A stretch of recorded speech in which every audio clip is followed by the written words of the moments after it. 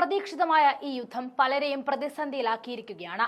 നിരവധി ആളുകളാണ് പാകിസ്ഥാൻ അതിർത്തിയിൽ കുടുങ്ങിക്കിടക്കുന്നത്.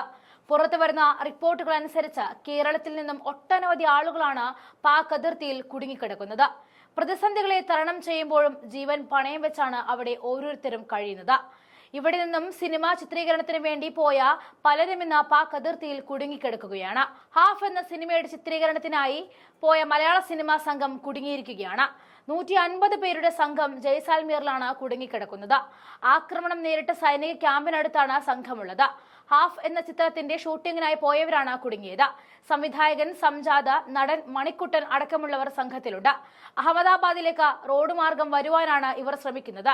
ഷെല്ലാക്രമണം ശക്തമായതിനെ തുടർന്നാണ് സിനിമാ ഷൂട്ടിംഗ് നിർത്തിവെച്ചത്. റോഡ് മാർഗം അഹമ്മദാബാദിലേക്ക് എത്താനുള്ള ശ്രമമാണ് ഇവർ ഇപ്പോൾ നടത്തിക്കൊണ്ടിരിക്കുന്നത്. അവിടെ നിന്നും വിമാനമാർഗം കൊച്ചിയിലെത്താമെന്ന പ്രതീക്ഷയിലാണിവർ. രാജസ്ഥാന്റെ അതിർത്തി പ്രദേശത്ത് ഏതാണ്ട് 10 ദിവസമായി ചിത്രീകരണം ആരംഭിച്ചിട്ട് ഇന്നലെ മുതൽ അപായ സൈറൻ മുഴങ്ങിയിരുന്നു.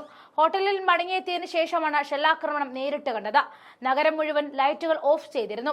ഷെല്ലുകൾ ആകാശത്തുകൂടെ പറന്നു പോകുന്നതും ആർമി വെടിവെച്ചിടുന്നതും ഹോട്ടലിൽ ഇരുന്നു കൊണ്ട് തന്നെ കാണാമായിരുന്നുവെന്ന് നടി ഐശ്വര്യ പറഞ്ഞു. അതേസമയം ഇന്ത്യ പാക് സംഘർഷം തുടരുന്നതിനിടെ വ്യോമാക്രമണ ഭീഷണി കണക്കിലെടുത്ത് ചണ്ഡീഗഡിൽ അതീവ ജാഗ്രതാ നിർദ്ദേശം നൽകിയിട്ടുണ്ട്. സൈറൻ മുഴക്കുകയും ജനങ്ങളോട് വീടിനുള്ളിൽ തന്നെ ഇരിക്കുവാനും വൈദ്യുതി ഓഫ് ചെയ്യുവാനും ചണ്ഡീഗഡ് ഭരണകൂടം നിർദ്ദേശം നൽകി. പാക് ആക്രമണം ഉണ്ടാകാനിടയുണ്ടെന്നും ഇന്റലിജൻസ് റിപ്പോർട്ടിനെ തുടർന്നാണ് നടപടി. മൊഹാലിയിലും ജാഗ്രതാ നിർദ്ദേശമുണ്ട്. അതേസമയം ജമ്മു കാശ്മീരിലെ ഇന്ത്യൻ സൈനിക കേന്ദ്രങ്ങളെയും ഗ്രാമങ്ങളെയും സിവിലിയന്മാരെയും ലക്ഷ്യമിട്ട് പാകിസ്ഥാൻ നടത്തിയ ആക്രമണം ഇന്ത്യ ശക്തമായി തന്നെ പ്രതിരോധിച്ചു. ഇന്ത്യ അതിർത്തി പ്രദേശങ്ങളിൽ വിന്യസിച്ച വ്യോമ പ്രതിരോധ സംവിധാനം ഉപയോഗിച്ചാണ് പാക് ഡ്രോണുകളെ സുരക്ഷാ സേന പ്രതിരോധിച്ചത്. L-17 തോക്കുകൾ, Su-23 mm ഷിൽക്ക സിസ്റ്റങ്ങൾ, മറ്റ് നൂതന പ്രതിരോധ ഉപകരണങ്ങൾ എന്നിവ ഉപയോഗിച്ചായിരുന്നു ഉപരോധം. മലയാളത്തിലെ ആദ്യ വാമ്പയർ ആക്ഷൻ മൂവി എന്ന ടൈറ്റിലോട് കൂടിയാണ് ഹാഫ് എല്ലാവരിലേക്കും എത്തിയത്.